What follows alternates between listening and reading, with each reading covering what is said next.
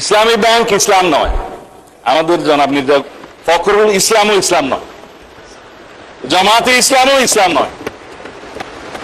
সুতরাং সবকিছুতে ইসলামের উপরে হাত দিবেন না, দোহাই দেওয়া কিন্তু ঠিক নয়। কথা বলে সর্বদাই পৃথিবীর মানচিত্র দুনিয়ার শুরু থেকে শেষ পর্যন্ত এমন কোন বিষয়, এমন কোন বস্তু বা এমন কোন বিষয়ের সমাধান ইসলামের ভিতরে, কোরআনের ভিতরে নাই, এমন কোন বিষয় দেখাইতে পারবেন? কথা বলে দেখাইতে পারবেন? দেখাইতে পারবেন না। পৃথিবীর শুরু থেকে শেষ পর্যন্ত শুধু তাই নয়, এর পরবর্তীতে কি হবে, হাসন নাসন, তাও এই কোরআনের ভিতরে আছে না নাই? আছে। কথা বলেন আছে না নাই? আছে। ইসলামের ভিতরে আছে। এই জন্যই আল্লাহ পাক রব্বুল আলামিন সূরা আল ইমরানের 29 নম্বর আয়াতে বলেন, ইন্না দীনা ইনদাল্লাহিল ইসলাম। আমি আল্লাহ পাক রব্বুল আলামিন নিশ্চয়ই ইসলাম আল্লাহ তাআলার কাছে পছন্দনীয় একটা ধর্ম। আল্লাহ তাআলার কাছে পছন্দনীয় কি ধর্ম? ইন্না দীনা ইনদাল্লাহিল ইসলাম। নিশ্চয়ই আল্লাহ তাআলার নিকট একান্তই পছন্দনীয় ধর্মের নাম কি? ইসলাম। বলেন তো দেখি, পৃথিবীর এমন কোন ধর্ম আছে যে ধর্মের ভিতরে সব বিষয়ের সমাধান আছে? আছে এমন কোন ধর্ম? কোন ধর্মে আছে? ইসলাম ধর্মে, যেটাকে আল্লাহ পাক রব্বুল আলামিন আপনার জন্য কালজয়ী আদর্শ হিসাবে ইসলামকে আমার জীবন ব্যবস্থার জন্য আল্লাহ তাআলা দিয়েছে। সেই ইসলামের ভিতরে এমন কোন বিষয় নাই যে বিষয়টা ইসলামের ভিতরে কি নাই? এমন কোন বিষয় আছে বলেন তো দেখি? আপনাদের জ্ঞানে আছে এমন বিষয়টা যেটা নাই ইসলাম? সব বিষয় আছে। এখন আল্লাহ পাক রব্বুল আলামিন সূরা বাকারার 208 নম্বর আয়াতে বলেন, ইয়া আইয়ুহাল্লাযীনা আমানু দুখুলু ফিস সিলমি কাফা ওয়া লা তাত্তাবিউ খুতুওয়াতিশ শাইতান ইন্নাহু লাকুম আদুউম মুবিন। এই আয়াতে আল্লাহ রব্বুল আলামিন বলেন, হে ঈমানদারগণ, তোমরা সম্পূর্ণভাবে ইসলামের ভিতরে প্রবেশ করে নাও। পুরোপুরি ইসলামের ভিতরে কি করে নাও? প্রবেশ করে নাও। তার কারণ কেননা এছাড়া অন্য কোন পন্থাই যদি তোমরা অবলম্বন করো, চলতে চাও, তাহলে শয়তানের রাস্তায় চলা হবে। আর শয়তানের রাস্তাটা ভয়াবহ, কঠিন এক রাস্তা। শয়তানের রাস্তা কি? কঠিন এক ভয়াবহ রাস্তা। আল্লাহ রাব্বুল আলামিন এই ব্যাপারে আবার সূরা বাকারার 107 নম্বর আয়াতে বলেন, আলাম তা'লাম আন্নাল্লাহা লাহু মুলকুস সামাওয়াতি ওয়াল আরদ ওয়া মা লাকুম মিন দুনিল্লাহি মিন ওয়ালিয়্যিন ওয়া লা নাসীর।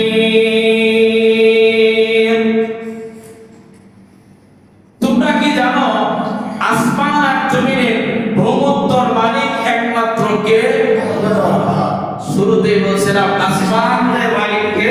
আল্লাহ। জমিনের মালিক কে? আল্লাহ। জমিনের মালিক আল্লাহ। আল্লাহ ছাড়া তোমাদের জন্য কোনো অভিভাবক নেই। আমাদের আল্লাহ ছাড়া কোনো অভিভাবক আছে?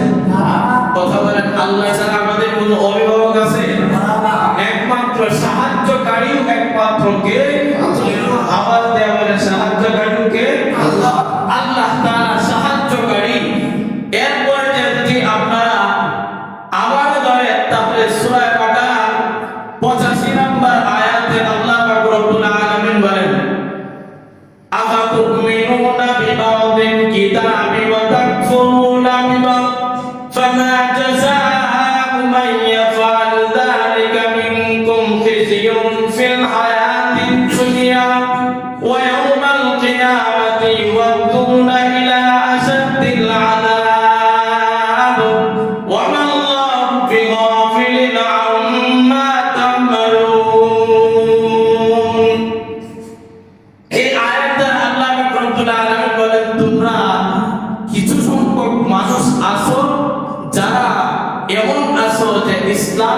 কোনো কিছু বিধান তোমরা কিছু মানো আর কিছু মানো।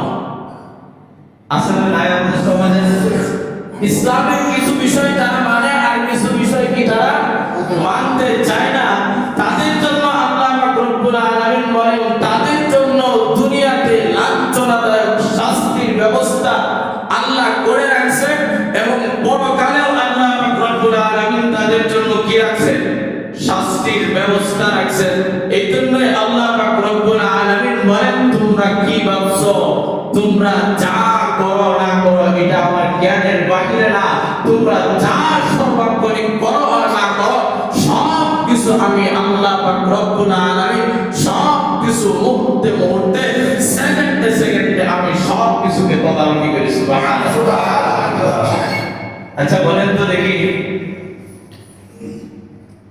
এই যে এতক্ষণ পর্যন্ত যা বললাম এটি বলার মাকসাদ হলো এই খেলার কথা আপনাদেরকে বললে আপনারা বলবেন যে ওদের ইসলামকে সব জায়গায় টানেন কেন। এখন আমি যদি বলি যে আপনি কোন কোন বিষয়ে আপনি ইসলামকে টানতে নিষেধ করেন তাহলে বুঝবো এই আয়াতের সূরা বাকারার 85 নম্বর আয়াতে আপনি বুঝলেন যে ইসলামের কিছু বিধান আপনি মানলেন আর কিছু বিধানকে আপনি মানলেন না। তার মানে কোরআনের 85 নম্বর আয়াতটা আপনি অস্বীকার করলেন আর কোরআনের কোন বিষয়কে কোন ব্যক্তি অস্বীকার করলে তার ঈমান থাকবে না চলে যাবে? বলেন ঈমান থাকবে না চলে যাবে? ঈমান চলে যাবে, ঈমান থাকবে না। তাহলে আল্লাহর আসমান আর আল্লাহর জমিনে কার হুকুমত চলবে? আওয়াজ দিয়ে বলেন মানতে হলে কার হুকুমত মানবো? আওয়াজ দিয়ে বলেন কার হুকুমত মানবো? আল্লাহর হুকুমত মানবো। এখন আল্লাহর হুকুমতকে মানতে চায় না, আল্লাহর হুকুমতকে মানতে চায় না এমন 5 শ্রেণীর মানুষ আছে। কত শ্রেণীর মানুষ? আমার জ্ঞানে 5 শ্রেণীর বুঝে গেলে এক জায়গাতেই। এর ভিতরে আছে অমুসলিম যারা আল্লাহকে মানে না বা অন্য কোনো ধর্ম অনুসরণ করে তারা অমুসলিম, তাদের কথা ভিন্নই হলো। আর কিছু আছে নামে মুসলিম, তার নাম বলে মোহাম্মদ, তার নাম বলে আবুল ইসলাম, তবে তার নাম বলে কি আব্দুল খায়ের, কথা বলে ইসলামের নাম ব্যবহার করে চলে কিন্তু ইসলামের কোনো বিধিবিধান তার মানা তারপরে যে ফরজ এটাকে সে পূর্বই করে না এমন মানুষ আছে না নাই? কথা বলেন আছে না নাই? যদি 3 নাম্বার ধরেন বংশগত ইসলাম পাইছে, বংশগতভাবে মুসলমান, তার বাপ দাদা মুসলমান ছিল, সে নিজেও মুসলমান দাবি করে এমন মানুষ আছে না নাই? কথা বলেন আছে না নাই? আছে। আর এমন মানুষ আছে 4 নম্বরে ছদ্মবেশে মুসলিম। ছদ্মবেশে কি?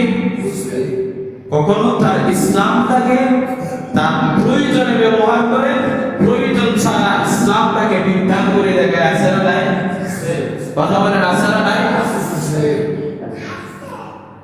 6 নম্বরে যারা ধরেন নাস্তিক, ইসলাম বিদ্বেষী, নিজেকে মুসলমান দাবি করে আল্লাহ মানে না। আছে না নাই? নিজেকে মুসলমান দাবি করে রাসূল মানে না। আছে না নাই? এখন এই 5 শ্রেণীর মানুষের কাছে যদি ইসলামের বিধিবিধান আপনি পৌঁছাইতে যান, সেই বলবে ইসলামকে সব জায়গায় টানেন কেন? এখন তাদের কথায় আমার রব্বে কারীমের কথা, আসমান যার জমিন তার, তার হুকুমত চলবেও তার। সুবহানাল্লাহ। আসমান কার? আল্লাহ। জিল্লা দিয়ে বলেন আসমান কার? জমিন কার? আল্লাহ। সব কিছু রব